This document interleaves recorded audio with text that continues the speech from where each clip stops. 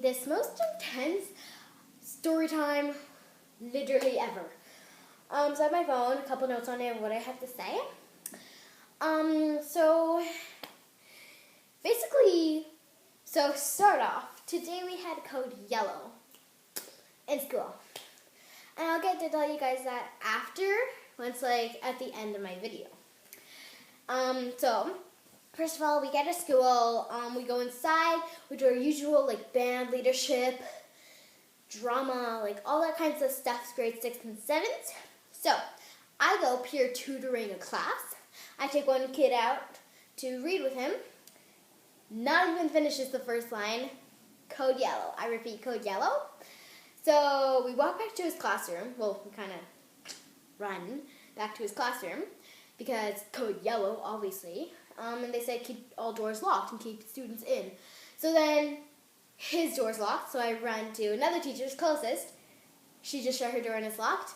Then I see my music teacher and I'm like, can I please come in your classroom? So I'm like, hurry up. So we go in there. This other class is just staring at me. I'm like, this is what you're supposed to do. And then it's kind of actually really exciting. I want that to happen again. For some reason, it's so exciting. Anyways, so we're in their class. They're in the middle of music. They're in the middle of finding their spots because they're doing something at the assembly, which didn't happen.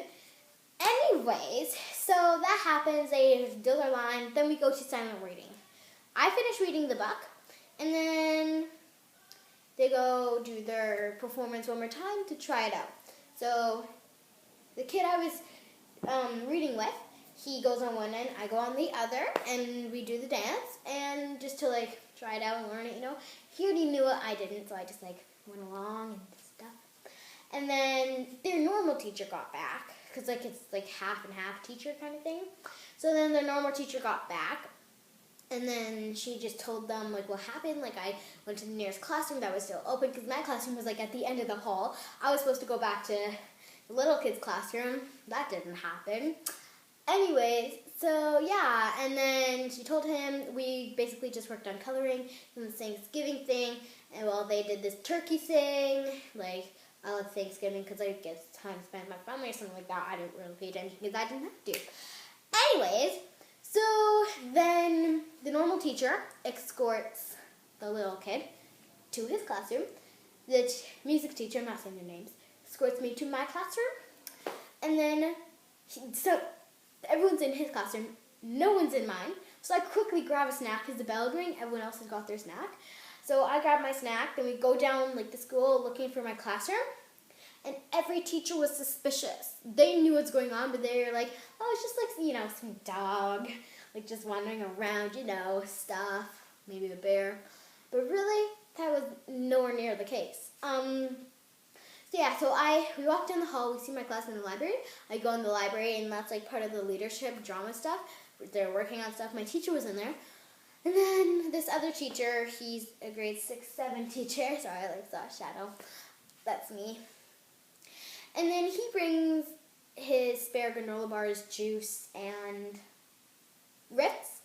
Because in this case, we need spare food, just in case we can't get food.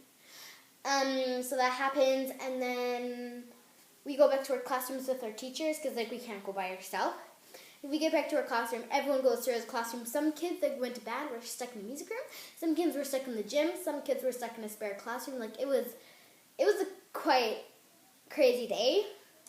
It was actually my favorite day. I was at a 4 for check-in. We got back to class.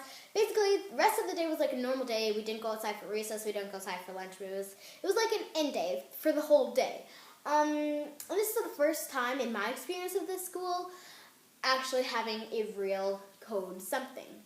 We've always had just drills. So yeah, basically we just go to class and pretend it's a normal day. Didn't do assembly, didn't do math because we weren't in our classroom, so yay, no math. But no assembly. Anyway, so when all the kids get back, then we just start doing normal stuff. We start working on socials and stuff like that. And then lunch rings, and me and my 2 other friends play Monopoly, because they have board games. and there has to be 2 teachers in these classrooms. So it was my teacher and then a staff person. She's like walking around, all suspicious and stuff. I'm like, does she like seem suspicious? And like my friend's like, yeah, I was noticing that too. And like she was really suspicious. She was just like looking down on us, like, and you could tell she knew what was going on, but like they aren't allowed telling us. But the grade 7's teacher told them what was going on. So, and then like basically we were reading. She's like looking on us, and like because my teacher wasn't here. And then every an hour and a half, she would come in and say, "Who wants to go to the bathroom?" And like there'd be tons of people wanting to go because like every hour and a half they'd ask. Like normally people go like every 10 minutes, but like no. So my stomach hurt. I was starving from not having a snack for recess. Everyone got back and I was just like eating at their desk. And then we ate lunch, we played games, and then after lunch we read, and then they're like, code yellow's been lifted. So that means like there's no more code yellow. So then everyone just starts doing random stuff. And then 5 minutes before the bell we go outside, we just like hang outside and stuff. And then the bell rings. I go to the kid's classroom. Because I'm like, I still have his book because I have his book in my desk. So I'm like, I'll give it back to you tomorrow morning. Then the kid goes to walk home. His mom came because she heard about the code yellow and she just wanted to make sure he was safe and all. So then she picked him up and basically I walked home with my sister and this other girl. We walk home. And then my friends come up to me while she's going to get that kid. And they're like, I don't know. I'm just going to say. Some guys were walking around my friend's road and wanting to kill people. And so I'm like, what?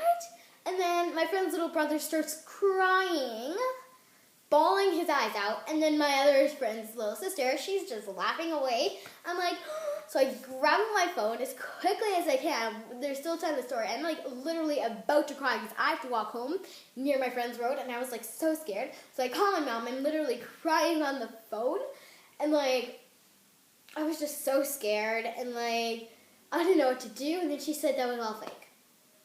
The reason why they kept us in was because that was on the news this morning, and the police. These 2 teenagers were walking around my friend's road for a prank, and they posted a picture of 3 kids, not even them, walking around with something, not going to say,